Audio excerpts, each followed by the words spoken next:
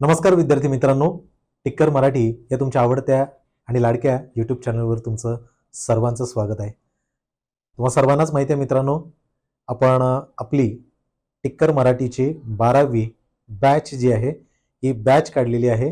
निश्चय बॅच. निश्चय नावामागे फार मोठा आहे, कारण निश्चय करणार आहोत की आपण या वेळेला वर्दी घेणारच आणि म्हणूनच ही बॅच ही तुमच्यासाठी आहे. आज आपण जे लेक्चर पाहणार आहोत हे सामान्य ज्ञानाचं, ज्यामध्ये मी जो विषय घेऊन आलेलो आहे तो जरा इतिहासामधला वेगळा विषय म्हणता नाही येणार, पण महत्त्वाचा विषय आहे. कारण असं आहे की इतिहास म्हटला की बरेच प्रश्न येतात. कधी, कुठे, कोणता, कशा पद्धतीने प्रश्न येणार, बरोबर की नाही. आणि सर्वात महत्त्वाचं म्हणजे जर का आपण निरीक्षण केलं तर आपल्याला असं दिसून आलेलं आहे की आपल्याला जास्तीत जास्त प्रश्न हे आधुनिक भारतावर विचारले गेलेले आहेत.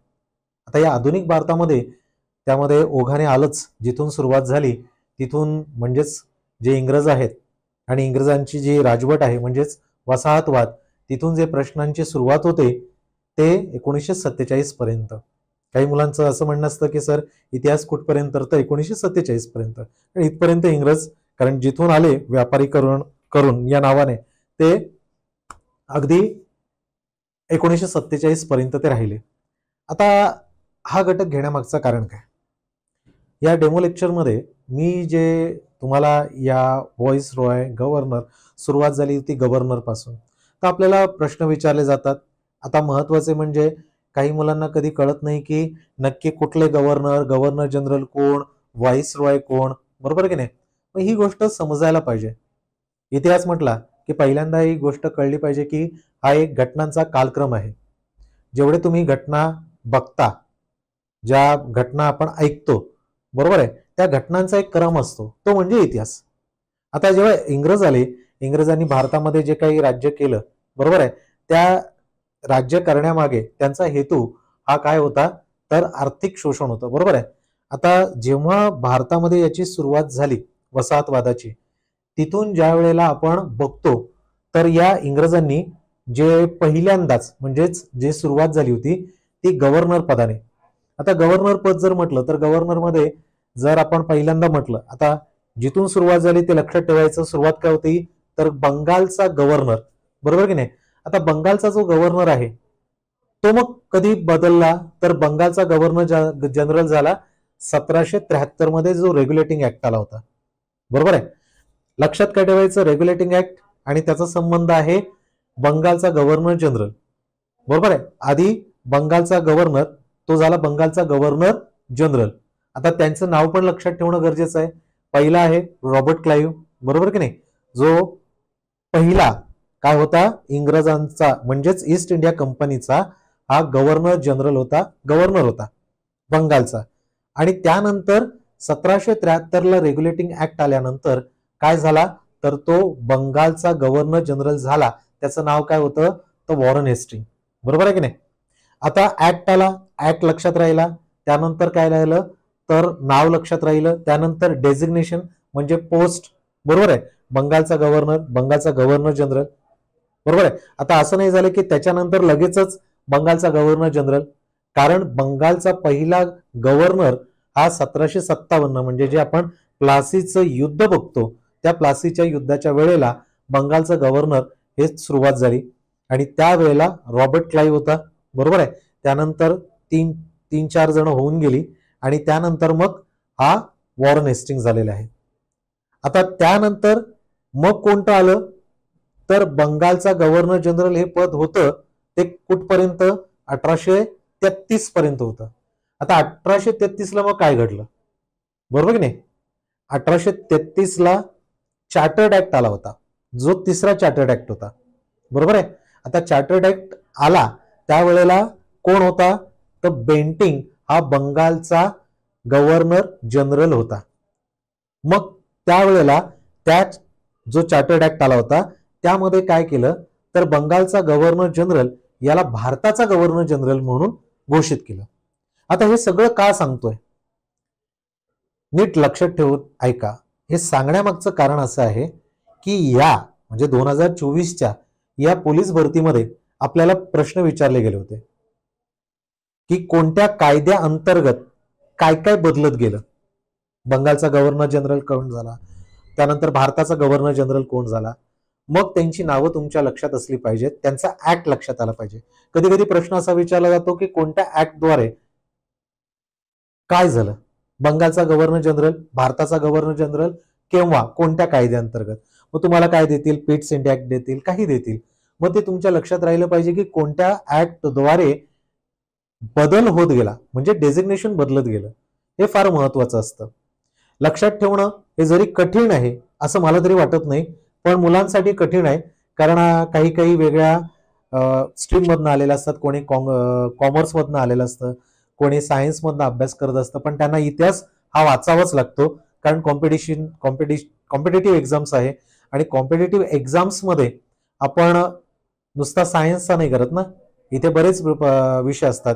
इतिहास असतो, भूगोल असतो, राज्यशास्त्र, त्याच्यानंतर मग पंचायत राज.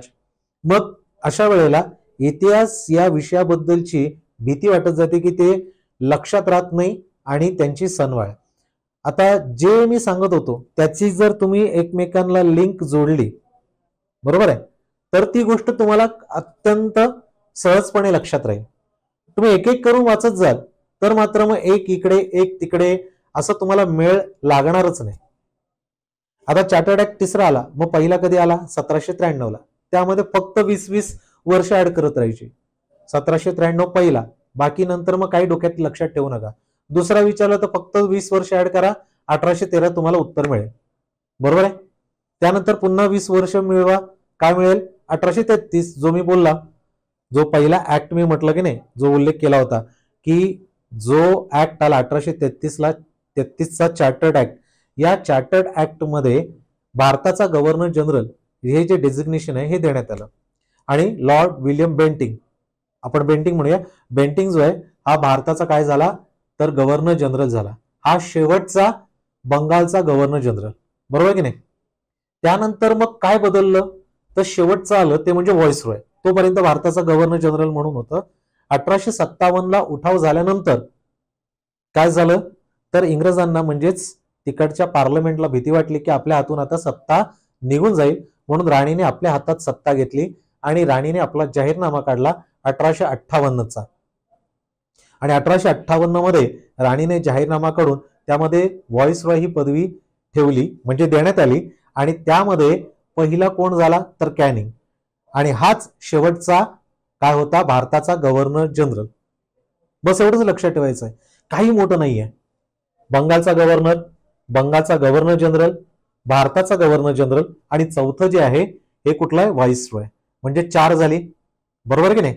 आणि मग स्वतंत्र भारतामध्ये म्हणजेच 1947 साली काय झालं तर गव्हर्नर जनरल हे पद आणलं, ज्यामध्ये माउंटबॅटन हा पहिला होता आणि दुसरे भारतीय वंशाचे सी राजगोपालाचारी जे 1950 पर्यंत होते. आणि मग संविधान आपण अवलंबलं त्यावेळेला गव्हर्नर जनरल हे पद काढून कायमचं टाकलं गेलं. कळलं. तर हा सगळा इतिहास आहे, काही घाबरायचं कारण नाही. आता ह्यामध्ये काय येतं, गंमत काय आहे, तर ह्यामध्ये बरेच म्हणजे इतक्या काळापासून 1857 पासून ते 1947 पर्यंत काय आहे, ही पूर्ण यादीच आहे. नावांची यादी आहे. आता ही घाबरून चालणार नाही, कारण याच्यात आपल्याला काहीतरी अशा पद्धतीने लक्षात ठेवायचं आहे की ते आपल्या परीक्षेच्या दृष्टीने जर आपण अभ्यास केला तर ते आपल्या लक्षात पटकन राहील, बरोबर की नाही. आपण गव्हर्नर इथपासून सुरू करायला पाहिजे आणि त्याचा शेवट होतो हा व्हाईस रॉय, म्हणजेच इंग्रजांचा जो कालखंड आहे. नंतर मात्र स्वतंत्र भारतात फक्त 2 आहेत, ते तुम्हाला एकदा वाचून पटकन लक्षात राहील, बाकीच्यांचं आपल्याला करायचं. यामध्ये काही महत्वाच्या, जसं पहिला भारताचा म्हणजे बंगालचा जो आहे गव्हर्नर याबद्दल विचारलं होतं, मग बंगालचा गव्हर्नर जनरल. आणि ह्या लोकांच्या नुसतं नावं ऍक्ट एवढं नाही, तर यामध्ये आपल्याला लक्षात ठेवावं लागतं त्यांनी केलेलं काम, बरोबर आहे. त्यांच्या काळात घडलेल्या घटना, त्यांच्या काळात घडलेल्या लढाया, हे लक्षात घ्या. नुसती व्यक्ती म्हणून न वाचायचं, तर त्यांचा कालखंड जो होता त्या पूर्ण कालखंडामध्ये. आता मी रॉबर्ट क्लाइव्ह म्हटलं तर रॉबर्ट क्लाइव्ह मध्ये 2 वेळेला तो बंगालचा गव्हर्नर झाला. पहिलं प्लासीच्या युद्धाच्या वेळेला, त्यानंतर काय झाला तर 1765 मध्ये तो पुन्हा एकदा बंगालचा गव्हर्नर झाला, ज्यामध्ये अलाहाबादचा तह म्हणजे बक्सारच्या युद्धानंतर काय झालं त्याला बनवण्यात आलं होतं. बरोबर आहे. तर हे सगळे युद्ध यांच्याशी असलेलं संबंध, जो गव्हर्नर, भारताचा गव्हर्नर, बंगालचा गव्हर्नर जनरल, हे सगळं सगळं तुम्हाला लक्षात ठेवल्यावाच लागेल आणि ठेवल्यानंतरच तुम्हाला याच्या प्रश्नाची उत्तरं देता येतील. थोडस एक आपण ज्याला म्हणतो की एखादं लेक्चर घेण्या अगोदर एक जुजबी माहिती तुमच्याकडे असणं फार गरजेचं असतं. बघा, जर तुम्ही वेगवेगळ्या परीक्षांच्या दृष्टीने अभ्यास करत असाल तरीही हा भाग फार महत्वाचा असतो जो मी आज घेतोय.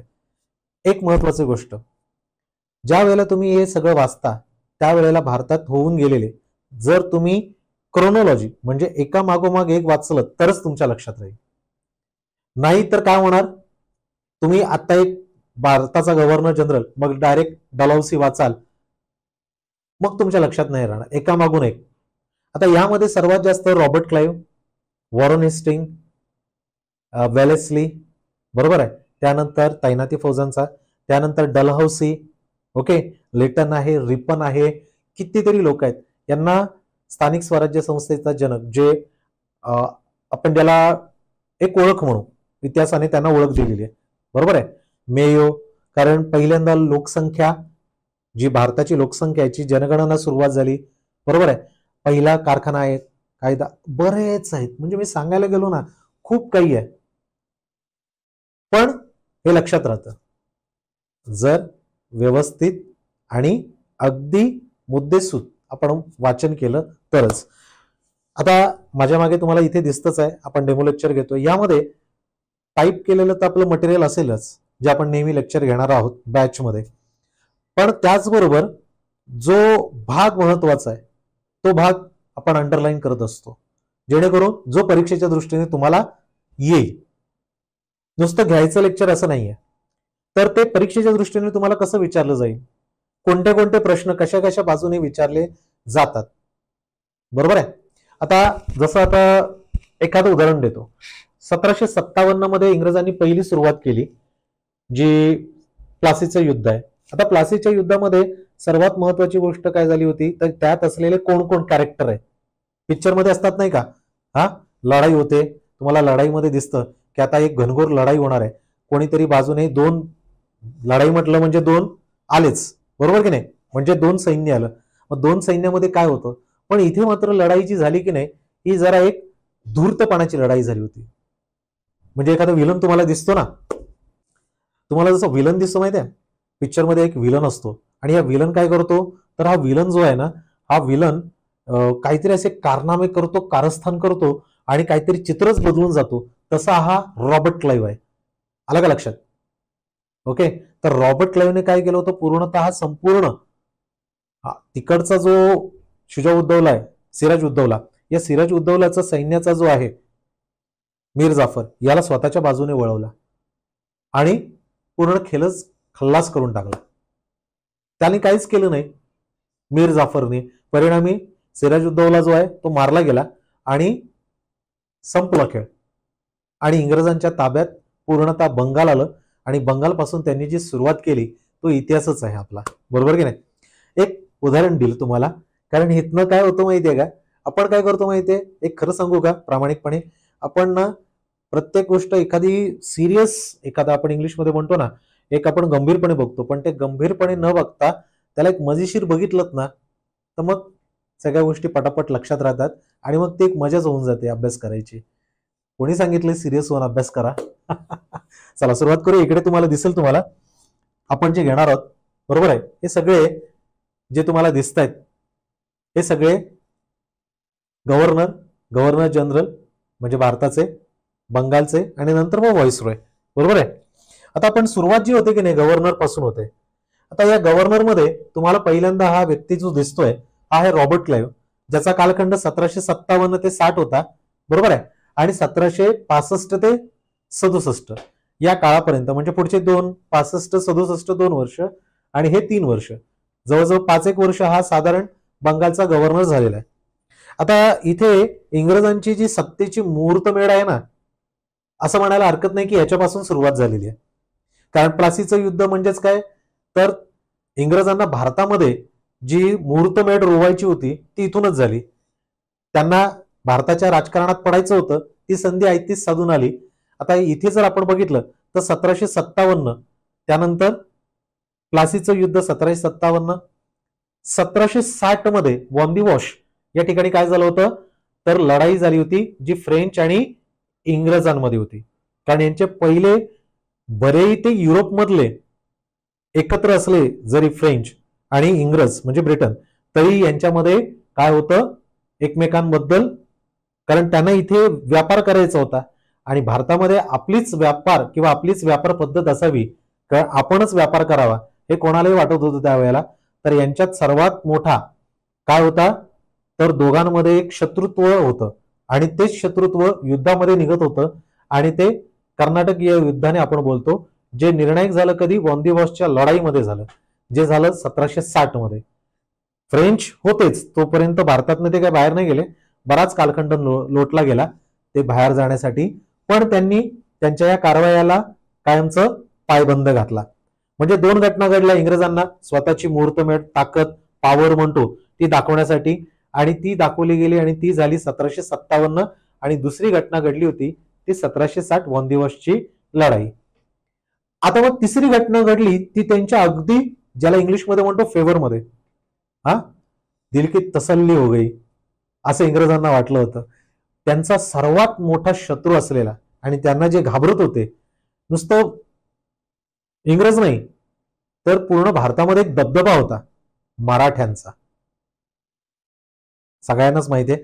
आता पेशवाईमध्ये जो आपण कालखंड बघतो त्यात नानासाहेब पेशवे यांच्या कालखंडामध्ये, म्हणजेच कधी, तर 1761 मध्ये काय झालं, तर पानिपतचं तिसरं युद्ध, ज्यामध्ये मराठ्यांचं नेतृत्व कोण करत होते, ते सदाशिव भाऊ आणि विश्वासराव, नानासाहेब पेशवे यांचे पुत्र, आणि सदाशिव भाऊ हा पुतण्या होता. आता झालं असं की अहमदशाह अब्दाली आणि मराठी यांच्यामध्ये द्वंद्व म्हणजे युद्ध झालं.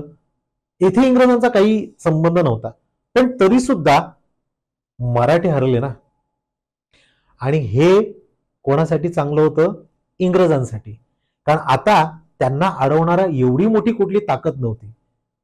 बरं, असं नाहीये की मराठीशाहीचा इथे अंत झाला होता, बरोबर आहे, ते 1818 झाला, मध्ये बराच काळ होता, म्हणजे बऱ्याच काळानंतर झालं, पण तरी सुद्धा जे काही अतोनात नुकसान झालं होतं, त्यामुळे मराठीशाहीला पुढे येण्यासाठी बराच कालखंड लोटला, तो त्यांच्या फेवरमध्ये आला, म्हणजे त्यांच्यासाठी चांगलं झालं. ही घटना फार महत्वाची होती. म्हणजे 1757, 1760 वॉन्दिवॉसची लढाई, 1761 हे काय झालं होतं, तर पानिपतचं तिसरं युद्ध, आणि मग त्याच्यानंतर लगेचच 1764 मध्ये बक्सरचं युद्ध झालं, ज्यामध्ये परत इंग्रजांची सरशी झाली. म्हणजे एका मागोमाग एक घटना अशा घडत गेल्या की ते त्यांच्यासाठीच होत्या असं त्यांना वाटायला लागलं, आणि खरोखरच होतं. त्यांना जे हवं होतं ते त्या युद्धामध्ये होत होतं, किंबहुना ते घडवून आणत होते. जसं 1757चं आपण पाहिलं, त्यांनी घडवून आणलं, बरोबर आहे की नाही. तर हे सगळं बघा, जर का एवढं माझ्या लक्षात राहतंय, बरोबर आहे की नाही, नक्कीच तुमच्यापेक्षा वयाने मी आहे थोडासा, जास्त नाही बरोबर की नाही, म्हणजे आहेच, वयामध्ये अंतर आहे, पण तरी सुद्धा जर का माझ्या डोक्यात जर का एवढं राहतंय, तर मग तुमच्या डोक्यात तर सहज राहायला पाहिजे, बरोबर की नाही. तारुण्य अवस्थेमध्ये सगळ्या गोष्टी लक्षात राहतात, वयस्कर व्यक्ती विसरतो, बरोबर की नाही.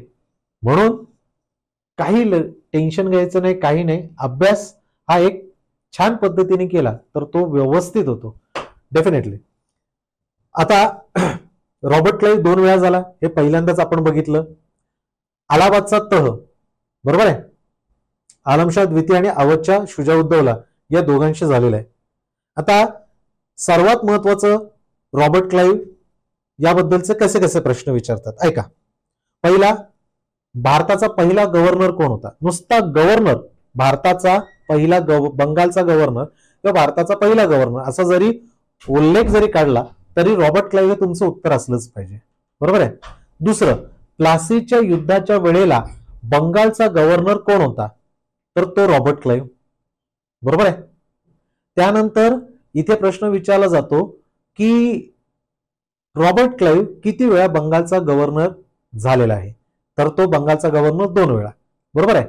त्यानंतर विचारलं होतं अलाहाबादचा जो तह झाला या तहाच्या वेळेला म्हणजे 1765 मध्ये बंगालचा गव्हर्नर कोण होता? Robert Clive. बरोबर आहे की नाही. त्यानंतर प्रश्न विचारला जातो की दुहेरी शासन व्यवस्था सुरू करणारा कोण? तर दुहेरी शासन व्यवस्था ज्यामध्ये दिवाणी आणि फौजदारी असे दोन्ही आले. आलं का लक्षात? आता बरेच आले त्याच्यामध्ये, इथे दिसेलच तुम्हाला. ज्यावेळेला आपण बॅच घेतो त्यावेळेला आपण एक एक करून डिटेल्स मध्ये ते पाहत असतो. बरोबर आहे. बघा, माझा शिकवण्याचा उद्देश काय असतो की नुसतं तुम्ही येऊन अभ्यास करणं नाही. अभ्यास सगळेजण करतात, अभ्यास सगळेच करतात. अगदी पहिली दुसरीतला शिशुवर्गातला पहिला शिशुवर्गापासून ते अगदी पीएचडी करेपर्यंत सगळे शिकत असतात. अभ्यास केल्यानंतर तो समजणं महत्वाचं असतो. बरोबर की नाही. माझा उद्देश काय असतो ते कितपर्यंत तुम्हाला समजलंय हे महत्वाचं आहे. समजलं नाही तर मग काहीच अर्थ नाही तुमच्या अभ्यासाला. मग तुम्हाला एखादा प्रश्न इतिहासावरती विचारला, तुम्ही फक्त वाचलेला आहे पण समजून घेतलं नाही, तर मग काहीच उत्तर देऊ शकणार नाही. त्यामुळे समजणं फार महत्वाचं असतं. आता यानंतर याच्याबद्दल एक प्रश्न विचारला जातो की दुहेरी शासन व्यवस्था जसं मी तुम्हाला सांगितलं बंगालमध्ये सुरू करणारा रॉबर्ट क्लाइव्ह आहे. बरोबर की नाही. त्यानंतर जे ब्लॅक होल ट्रॅजेडी झाली होती ती याच्याच काळामध्ये, जे इंग्रजांना दाबून ठेवलं होतं, ती कोणाच्या काळात झाली? तर रॉबर्ट क्लाइव्हच्या काळामध्ये झालेली आहे. बरोबर आहे. हे सगळे जे इन्सिडेंट आहेत हे सगळे यामध्ये झालेले आहेत. आता यामध्ये तुम्हाला दिसेल की 1765 याचा अर्थ बक्सारच्या युद्धाच्या वेळेला तो नव्हता. कळलं का? वेन्सिटार्ट हा बक्सारच्या युद्धाच्या वेळेला बंगालचा गव्हर्नर होता, हा नव्हता. हा नंतर आला जो 1765, म्हणजे त्यानंतर लगेचच काय झालं, त्याचा कालखंड संपला आणि याला लगेचच काय झालं, बंगालचा गव्हर्नर बनवण्यात आलं होतं. हा, तर इथे लक्षात ठेवा, आलमशाह द्वितीय आणि अवधचा शुजा उद्भवला. म्हणजे आलमशाह द्वितीय जो मुघल बादशाह होता, अवधचा शुजा उद्भवला, हा पानिपतच्या युद्धात होता. सदाशिव भाऊ फार उशीर केला, शुजा उद्दवला आपल्या बाजूने येण्यासाठी त्याने गेले होते, पण तोपर्यंत अहमद शाह अब्दाली पर्यंत ते पोहोचले होते आणि त्यांची साथ त्यांनी दिली होती. तिसरा जो आहे हा मीर कासिम, शाह आलम आणि शुजा उद्दवला, या तिघांमध्ये काय झालं होतं, तिघ एकत्र आणि विरुद्ध काय होतं तर ईस्ट इंडिया कंपनी म्हणजे ब्रिटिश यांच्यामध्ये बक्सारचं युद्ध झालं. आणि हे तीन जे आहेत म्हणजे शाह आलम यांच्यामध्ये अलाहाबादचा जो तह झाला तो 1765 मध्ये. आता ह्यामुळे ह्यानंतर काय झालं, ते इंग्रजांना एकतर राजकारणामध्ये पाय रोवता आला, घुसता आलं, म्हणजे भारताचं राजकारण जे त्यांना हवं होतं त्यामध्ये त्यांना काय मिळाली, म्हणजे त्यामध्ये त्यांना प्रवेश करता आला. त्यानंतर त्यांनी पूर्णतः आपल्या हातात काय घेतलं, संपूर्ण नियंत्रण घेतलं, ज्यामध्ये आर्थिक राजकीय सगळं आलं. आलं का लक्षात? आता यामध्ये जर तुम्ही पाहिलं, ओके, याच्यामध्ये बरेच आपण मुद्दे घेतलेले आहेत, ज्यामध्ये सोसायटी ऑफ ट्रेड्स जे काही, बघा कुठलीही गोष्ट वाचताना काही गोष्टी आपल्याला माहिती असणं, नुसतं तेवढंच वाचून चालत नाही. त्यामुळे हे सगळं तुम्हाला इथे लिहून दिलेलं आहे. बरोबर आहे. हा जेव्हा रॉबर्ट क्लाइव्ह गेला होता ब्रिटनमध्ये, त्यावेळेला त्याच्यावर भ्रष्टाचाराचे आरोप टाकण्यात आले आणि त्याला कंटाळून त्याने स्वतःहून आत्महत्या केली तिकडे ब्रिटनला. त्यानंतर इथे वेन्सिटार्ट आला, ज्याचा कालखंड तुम्हाला 65 पर्यंत दिसतोय. हा दुसरा बंगालचा होता. वॉन्दिवॉशची लढाई आणि बक्सारची लढाई याच्याच काळामध्ये झालेली आहे. म्हणजे ज्या दोन लढाई मी तुम्हाला सांगितल्या, कोणाची 1757 ते 1760 हा कोणाचा कालखंड तर रॉबर्ट क्लाइव्हचा. 1760 पासून जे कालखंड आहे कधीपर्यंत 65 पर्यंत तो वेन्सिटार्टचा आहे. मग वेन्सिटार्टच्या कालखंडामध्ये दोन्ही म्हणजेच कधी 22 जानेवारी 1760 ला काय झाला तर वॉन्दिवॉशची लढाई आणि 23 ऑक्टोबर 1764 ला बक्सारची लढाई. आता नुसतं कधी कधी परीक्षेमध्ये आपल्याला विचारलं जातं, वर्ष नाही तर दिवस विचारला जातो. बऱ्याच वेळेला काय विचारलं गेलंय की कोणत्या दिवशी ही बक्सारची लढाई झालेली आहे, म्हणजे कोणाच्या कालखंडामध्ये आणि कोणत्या दिवशी कोणत्या सालामध्ये. 1764 23 ऑक्टोबर आणि वेन्सिटार्ट. ओके, बरीच लोक इथे जरा गल्लत करतात.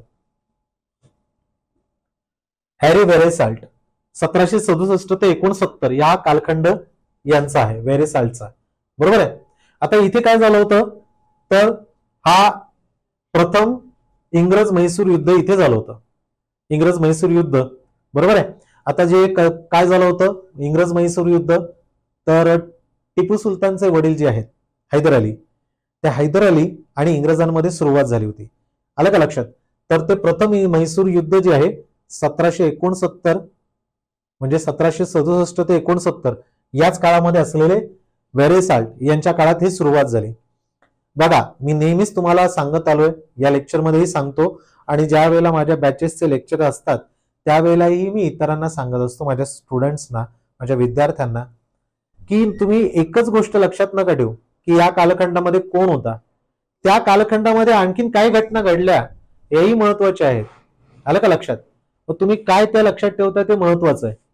त्या घटना ज्या आहेत त्या घटना आपल्याला विचारल्या जातात. जसं इथे विचारलंय, समजा असा एखादा प्रश्न तुम्हाला विचारला गेला की पहिलं इंग्रज म्हैसूर युद्ध या कालखंडामध्ये किंवा पहिल्या इंग्रज म्हैसूर युद्धामध्ये बंगालचा गव्हर्नर कोण होता रे, मग तुम्हाला काय उत्तर देता येईल का. कारण तुम्ही वेरेसाल्ट वाचलाय नाही वाचलाय, मग तुम्हाला कळणारच नाही की त्याच्या कालखंडामध्ये नेमकं काय घडलं किंवा त्या पदावर असताना काय घडत होतं. त्यामुळे लक्षात ठेवा, हा इतिहासाचा सर्वात मोठा भाग आहे की तुम्ही इतर गोष्टी किती लक्षात ठेवता त्या काळात घडलेल्या, तेच प्रश्न विचारतात. कारण त्यांना माहिती आहे ढोबळमानाने सगळे वाचतात, असा चौफेर अभ्यास कोणी करत नाही. आणि जो चौफेर करेल तो उत्तर देईल. सोपं आहे, बरोबर की नाही. आपली निश्चय बॅच आहे.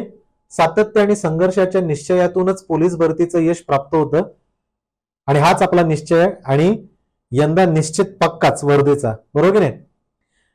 आणि इथपर्यंत जो कालखंड आहे हा कालखंड कुठपर्यंत येतो तर बंगालचा गव्हर्नर हा कालखंड संपतो. बरोबर आहे. कुठपर्यंत 1773चा रेग्युलेटिंग ऍक्ट पर्यंत.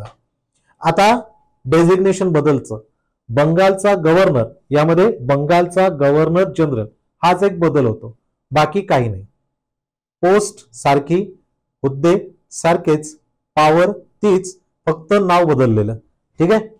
आता इथे काय आहे तर हा तुम्हाला जो व्यक्ती दिसतोय तो वॉरन हेस्टिंग आहे. याचा कालखंड 1772 ते 1785, म्हणजे जर तुम्ही कॅल्क्युलेट केलं तर ते किती आहे, जवळपास 13 वर्ष हा बंगालचा काय झाला गव्हर्नर जनरल हा होता. आता हा ज्या वेळेला आला याच्याशी निगडीत काही पहिले प्रश्न विचारले जातात. तर रेग्युलेटिंग ऍक्ट आल्यावर बंगालचा गव्हर्नर जनरल कोण होता तर तो वॉरन हेस्टिंग. बंगालचा पहिला गव्हर्नर जनरल कोण, वॉरन हेस्टिंग. दुहेरी शासन व्यवस्था बंद करणारा कोण, वॉरन हेस्टिंग. आलं का लक्षात. हे सगळे प्रश्न विचारले जातात. अजूनही त्याने जे काही कार्य केले ते आपण इथे पाहणार आहोत, बरोबर आहे. जेव्हा मी माझे बॅच मध्ये लेक्चर घेत असतो त्यावेळेला मी काय करत असतो तर नुसतं हेच नाही, जी इन्फॉर्मेशन तुम्हाला टाईप केलेली दिसते ती नाही, तर त्या व्यतिरिक्त माझ्याकडची काही अधिकची माहिती ही मी तिथे लिहून देत असतो, हे लक्षात ठेवा. आता इथे हा 1750 मध्ये नोकरीला लागला आणि मग 1772 ते 73 या एका वर्षासाठी तो काय होता बंगालचा गव्हर्नर होता आणि रेग्युलेटिंग ऍक्ट नंतर 1773 नंतर तो बंगालचा गव्हर्नर जनरल झाला. ओके, हे बघा बंगाल प्रांताचा गव्हर्नर जनरल. आता याच्या काळामध्ये काय काय घडलं तर दुहेरी शासन व्यवस्था त्याने 1772 ला बंद केली, जी कोणी केली होती, रॉबर्ट क्लाइव्हने. बरोबर आहे. जसं आता वेरेसाल्टच्या वेळेला आपण काय बघितलं, प्रथम म्हैसूर युद्ध, तसंच प्रथम इंग्रज मराठा युद्ध हे 1775 ते 82 या कालखंडामध्ये सुरू झालं.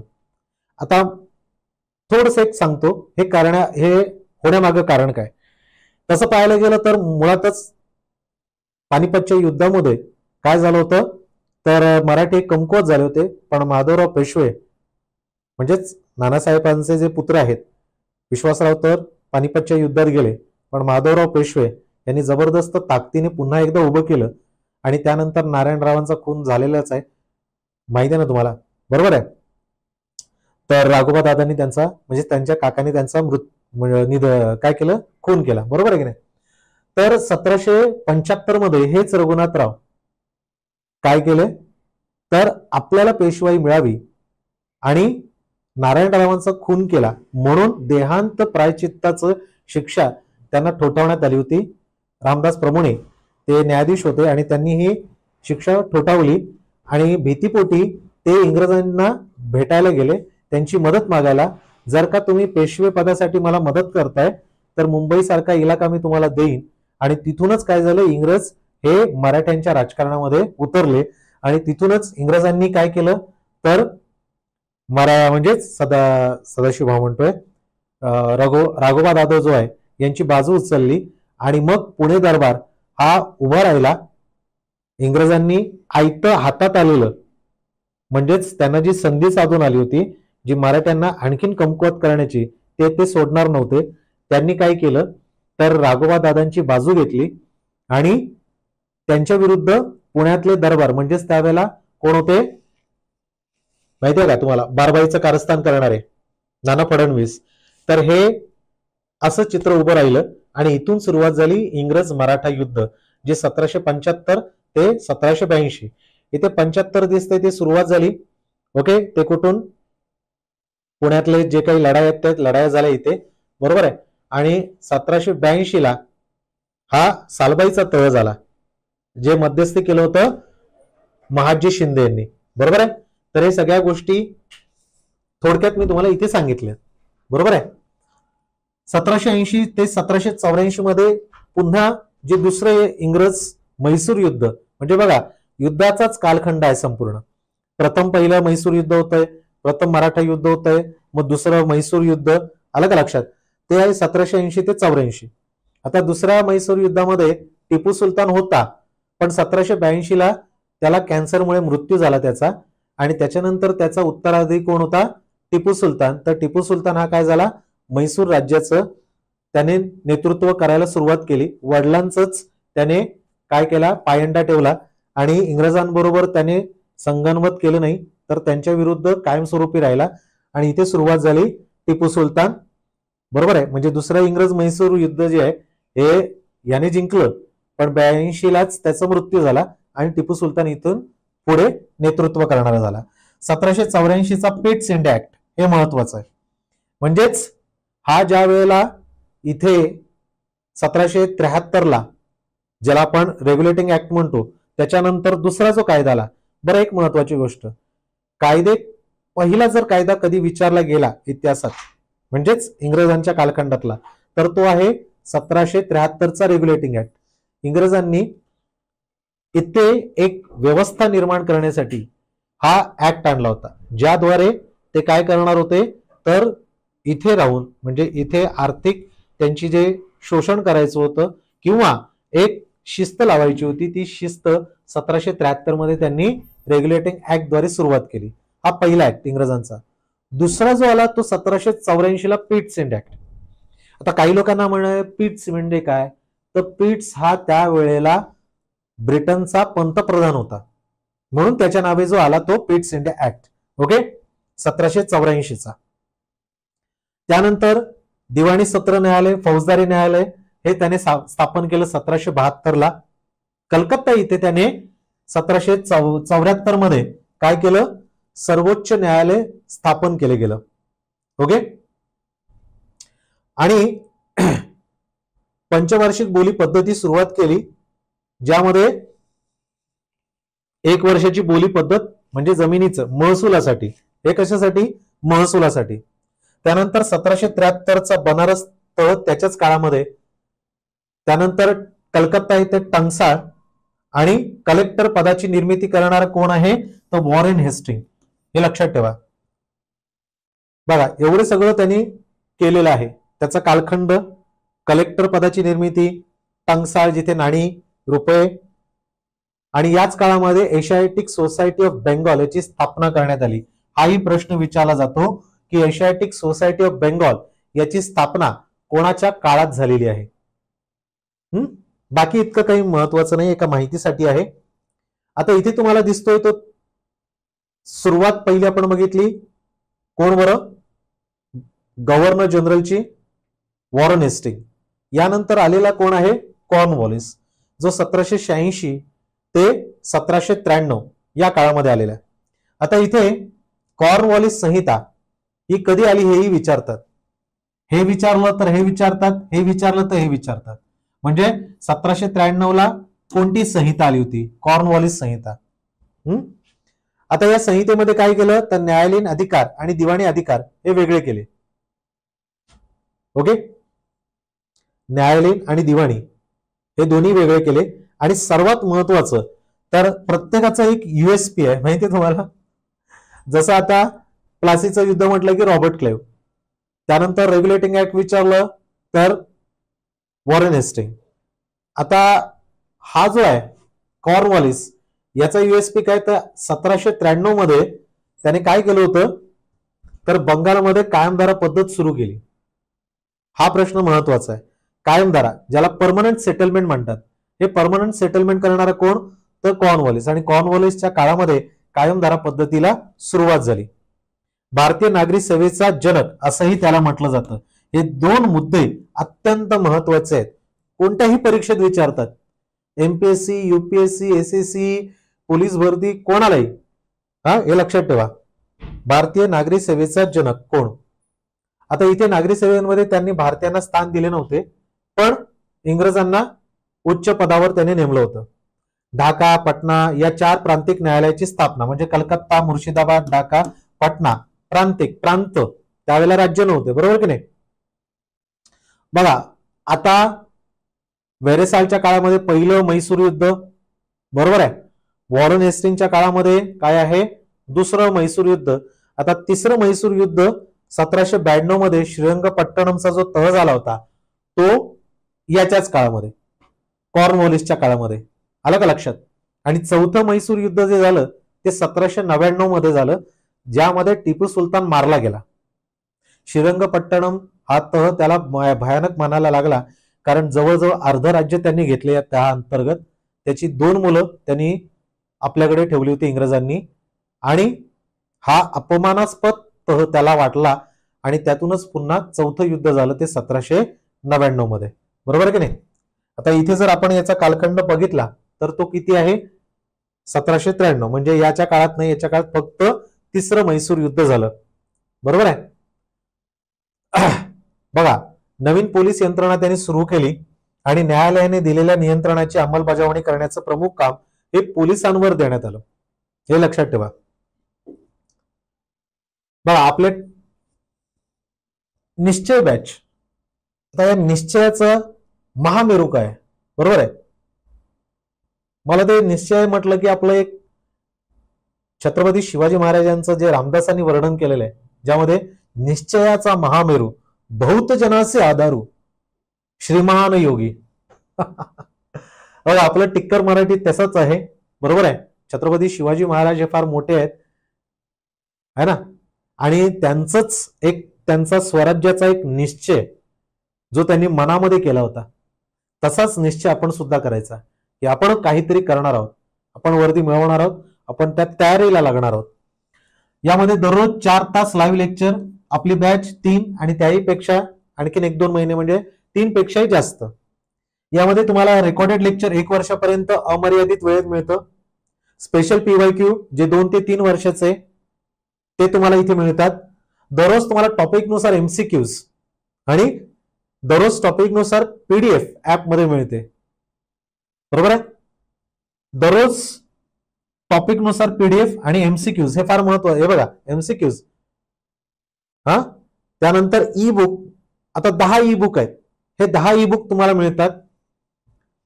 ते तुम्हाला तिथेच ज्यावेळेला तुम्ही ऍडमिशन घेता, ई बुक म्हणजे इलेक्ट्रॉनिक, तुम्ही म्हणता पुस्तकाद्वारे नाही, चालू घडामोडी जे मी घेतो सकाळी 9 वाजता, बरोबर आहे. काही जणांना माहिती असेल, काही जणांना माहित नसेल. आपल्या टिक्कर मराठीचं युट्यूब चॅनल जे आहे, जे आपण ऍप वेगळा, आपले लेक्चर ऍप मध्ये होणार, बरोबर आहे. जे लाईव्ह असतात, बरोबर आहे, ते तुम्हाला लेक्चर म्हणजे माझं चालू घडामोडीचं लेक्चर जे आहे आणि त्याचं जे मासिक मी असतं काढतो ते मासिक, त्रैमासिक आणि सामासिक हे तुम्हाला मोफत मिळते यात बॅच मध्ये. 100 पेक्षाही सराव प्रश्नपत्रिका संच, 100 पेक्षाही याचं स्पष्टीकरणासहित तुम्हाला ऑल महाराष्ट्र रँकिंग मिळते. Doubt session. आता डाऊट सेशन म्हणजे काय? जसं मी आता तुम्हाला शिकवताना तुम्हाला एखादा काही मुद्दा, एखादा घटक कळला नाही, मग ते माझ्या बाबतीत असो, उमेश सरांचं गणित असो, मधुरा मॅडमचं रिझनिंग असो, शुभांगी मॅडमचं मराठी असो आणि नीता मॅडमचं सायन्स असो, काही असो, त्यातलं तुम्हाला काही कळलं नाही, तुम्ही विचारायचं. आणि ते विचारायला कधी आहे तर शनिवारी विकेंडला आपण तसं ऑडिओ व्हिज्युअल माध्यम ठेवतो, ज्यामध्ये तुम्ही प्रश्न समोरासमोर विचारता की सर मॅडम आम्हाला हे कळलं नाही, मग काय करायचं, कशा पद्धतीने करायचं, मग ते करण्याची पद्धत काय आहे, बरोबर आहे. याचा अर्थ काय आहे की नुसतं एक बॅच देऊन आम्ही मोकळं होत नाही, तर तुमच्या बरोबर आम्ही असतो, तुम्हाला तुम्ही जे प्रश्न विचारता त्याचे निरसन करत असतो आणि त्या निरसनामागे एकच काम आहे की तुम्हाला काय कळलं नाही. आठवडाभर जर आम्ही सगळं शिकवत असू तर शेवटी तुम्हाला कळणं गरजेचं आहे ना. त्यासाठी doubt session, audio visual weekly आणि कोर्स संपल्यानंतर 10 लाईव्ह मॉक टेस्ट काय मिळतात, 10 लाईव्ह मॉक टेस्ट तुम्हाला मिळतात. हे लक्षात घ्या. हे सर्वचे सर्व काय आहे बरं, ही आपल्या बॅचचं वैशिष्ट्य आहे. आता याची कोर्स फी आहे 2500, पण मर्यादित ऑफर हे 3 दिसत आहेत तुम्हाला. कोणते कोणते? तर 20 ऑक्टोबर पर्यंत घेतलं तर तुम्हाला 800 रुपये आहे 20 ऑक्टोबर पर्यंत. 25 ऑक्टोबर पर्यंत जर तुम्ही घेतलं तर 1000. म्हणजेच 20 ऑक्टोबर नंतर तुम्ही घेतलं नाही आणि 21 ऑक्टोबरला तर तुम्हाला बॅच घ्यायची असेल तर 1000च फी लागणार, ती 25 ऑक्टोबर पर्यंत. मग 25 ऑक्टोबर नंतर 26 ऑक्टोबर ते 31 ऑक्टोबर तुम्हाला 1500 रुपये असं ठेवलेलं आहे. म्हणजेच 800, 1000 आणि 1500, बरोबर आहे. आणि त्यानंतर मात्र जर तुम्ही घेतलं 31 ऑक्टोबर नंतर तर तुम्हाला याच्यासाठी किती द्यावे लागणार, तर 2500. कळलं? तरी आपली या पद्धतीने आपण घेणार. मित्रांनो एक लक्षात घ्या, मीही या कालखंडातनं गेलेलो आहे स्पर्धा परीक्षांच्या, बरोबर आहे. नुसतं स्पर्धा परीक्षांचा अभ्यास वारेमाप पुस्तक घेऊन चालत नाही, तर त्याचं योग्य मार्गदर्शन लागतं, बरोबर आहे. असे किती तुम्हाला जरी बोलत असले म्हणजे युपीएससीचे त्यात काही अपवाद आहेत, करतात, पण त्यासाठी मात्र स्वतःचं फार मोठं त्याग करावा लागतो. मग त्यात कोणीही कुठेही लक्ष नाही, अभ्यास आहे की अभ्यास. मार्गदर्शन हे कशासाठी, तर आपण जे करतोय ते योग्य आहे का, आपण वाचतोय ते योग्य आहे का, नक्की कुठल्या पद्धतीने प्रश्न येणार, कसे येणार, कुठे येणार. आता मी जे घेतलेलं आहे चालू घडामोडी, या चालू घडामोडीचे बरेच प्रश्न तुम्हाला परीक्षेमध्ये आलेले आहेत. नुसतं पोलीस भरतीला नाही तर एसएससी जीडीला आलेले आहेत, इतरही काही परीक्षा दिलेल्या आहेत मुलांनी. ते मला मेसेजद्वारे सांगत असतात की सर तुमच्या लेक्चरचा आम्हाला खूप मोठा फायदा झाला, तुमच्या लेक्चर मधले बरेच प्रश्न इथे विचारले गेले. मग हे सगळेच्या सगळे, म्हणजेच मी असं नाही म्हणत आहे की सगळे प्रश्न येतात, पण कुठून येणार, कसे येणार, काय येण्याची पद्धत काय आहे हे माहिती असते. म्हणून मार्गदर्शन हे अत्यंत गरजेचं आहे. आणि मार्गदर्शन नसेल तर तुम्ही कोणतेही, मग ती स्पर्धा परीक्षा असो किंवा कोणी असो, आता ऑलिम्पिक स्पर्धा झाली, बरोबर आहे, मग ऑलिम्पिकला फक्त ऑलिम्पिकचे खेळाडू पाठवाय, प्रत्येक देश फक्त खेळाडूच पाठवतील ना, कोच पाठवतील नाही पाठवणार, पण पाठवतात. त्यामागचं कारण काय, कारण त्या वेळेला सुद्धा मार्गदर्शन लागतं की आत्ता तुमचा खेळ आहे, मग तो खेळ कशा पद्धतीने तुम्ही करणार आहात, तुमचं काय चुकतंय, त्या खेळापर्यंत तुमचं काय चुकतंय. म्हणून तर ऑलिम्पिकमध्ये कोच यांना सुद्धा पाठवतात, बरोबर आहे. तर मार्गदर्शन हे महत्वाचं असतं. म्हणूनच आपली निश्चय बॅच ही तुमच्या मार्गदर्शनासाठी आहे. पुन्हा भेटूया, पुन्हा एक कुठला तरी टॉपिकच असेल, बरोबर की नाही, त्याच्यात तुमची आणि माझी पुन्हा भेट होईल. पण निश्चयाने सांगतो, निश्चय आपला महत्वाचा असतो. जय हिंद.